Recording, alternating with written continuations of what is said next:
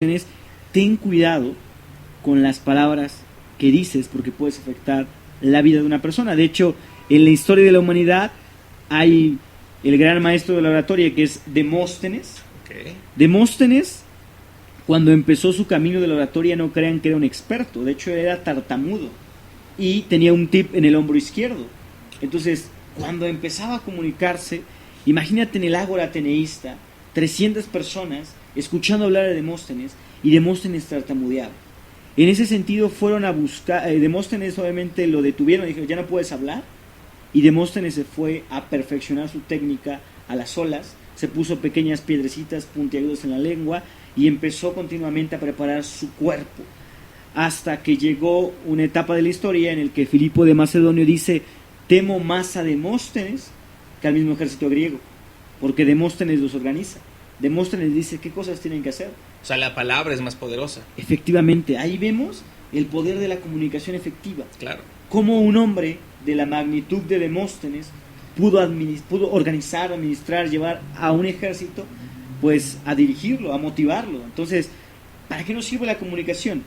Para comunicar de manera efectiva nuestros sentimientos, nuestros pensamientos, para motivar, convencer y persuadir a las personas. Eso es como esta primera parte.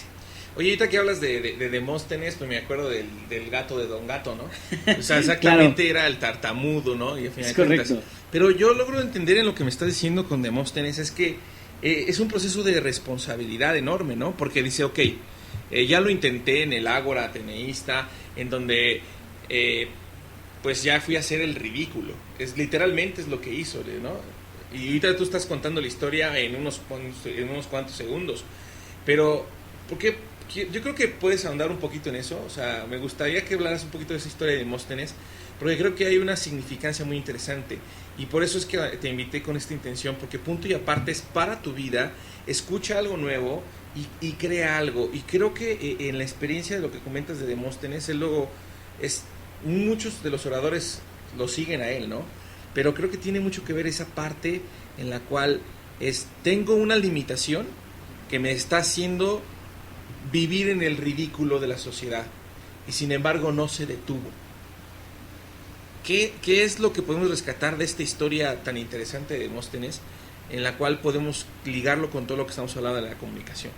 Definitivamente Demóstenes se convierte en el padre de la oratoria de la antigua Grecia, por la dinámica de persistencia. Creo que la palabra clave para Demóstenes es persistir. Okay. Es una persona que en la época que vive se enfrenta ante esa dinámica de burla, y en vez de decir ya no lo voy a hacer, me voy a detener, va y se prepara, va y nunca desiste de su objetivo y de su meta. Todo el tiempo es una persona que tú lo vas a ver como un guerrero, como una persona preparada. Y también te voy a contar otra historia de Demóstenes, que cuando él iba a presentarse, una vez que perfecciona la técnica y empieza a pulir su cuerpo, empieza a pulir su lenguaje, sus palabras, su comunicación efectiva, él tenía una vestimenta especial. Okay. Entonces tenía un ritual en el que cada vez que iba a comunicarse con alguien más, o como frente a un público, lo primero que hacía era raparse como tal. Era la dinámica de la imagen corporal. Okay. Entonces rapaba y tenía una toga especializada, color blanca obviamente, al estilo pues de la antigua Grecia. Exacto. Y se la ponía y con eso se presentaba ante el público. Entonces yo creo que lo que podemos rescatar de esta historia es: si tú en este momento en tu vida tienes un bloqueo mental, ¿no? Okay. Piensas que no se puede hacer, pues recuerda que en la historia hay grandes líderes, porque el principio del liderazgo es el hablar en público. Exacto. Es el que te comuniques de manera eficaz, sino cómo te van a seguir, cómo las personas van a decir: él es un buen líder, es una persona dedicada, es una persona comprometida, si tú no tienes el poder como tal de poder impactar a un auditorio y a un público. Yo creo que es lo que hay que rescatar en esta dinámica. Exacto.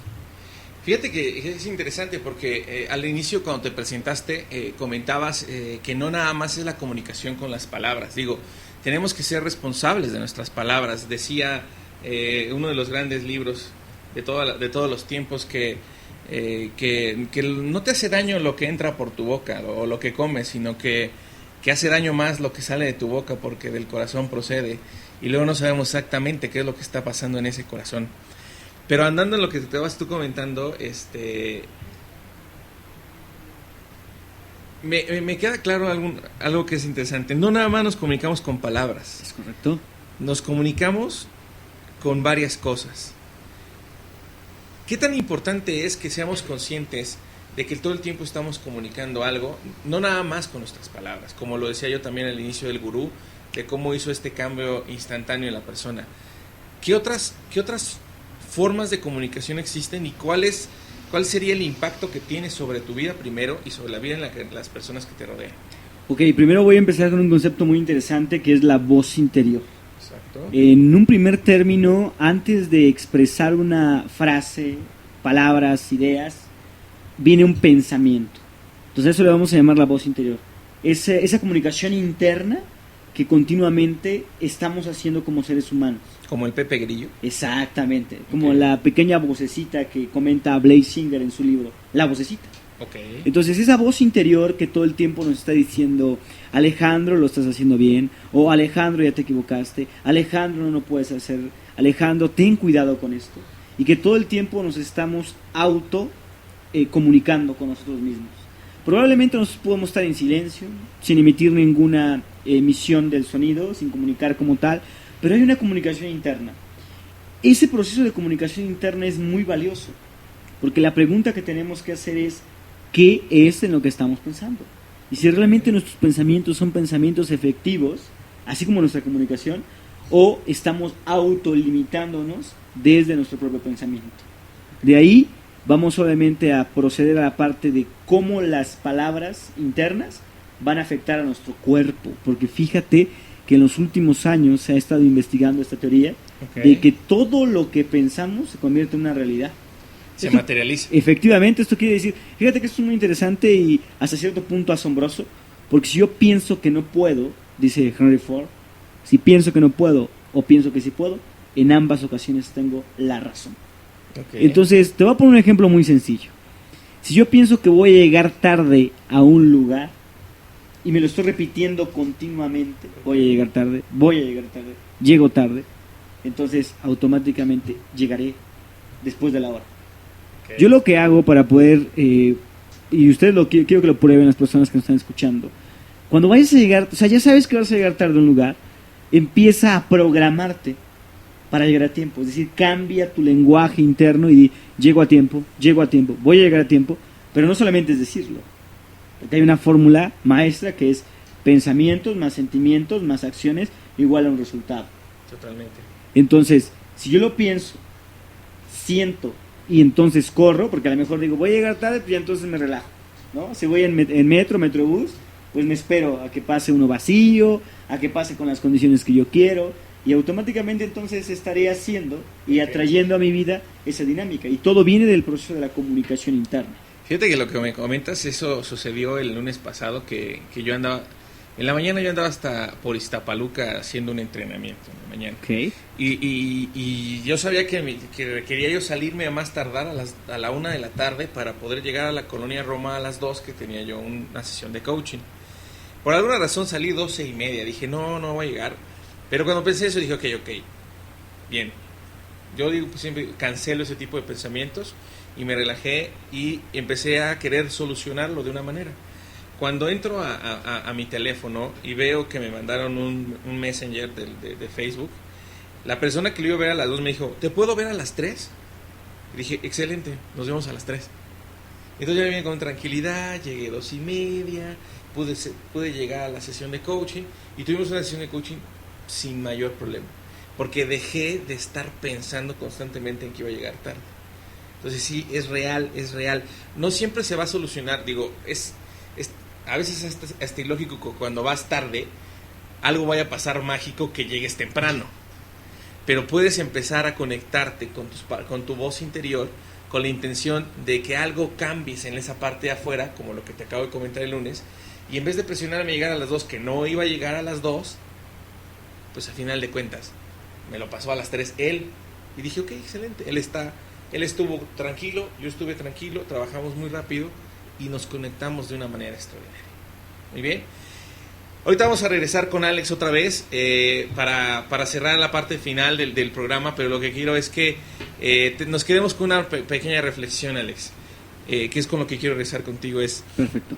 Nos has comentado acerca del padre de la oratoria y quiero que nos des algunas otras ideas con respecto a la comunicación efectiva. Ya hablamos de la voz interior. Regresamos contigo con una pregunta muy, muy básica. ¿Qué puedo hacer para comenzar a controlar esa parte de comunicarme a través de todas las vías que puedan ser? La parte corporal, mi voz interior, la parte de mis palabras. ¿Qué cosas nos puedes recomendar muy básicas para poder comenzar a comunicarnos de una manera efectiva? Regresamos después de este corte musical. Estamos en StageOneRadio.mx, tu conexión digital.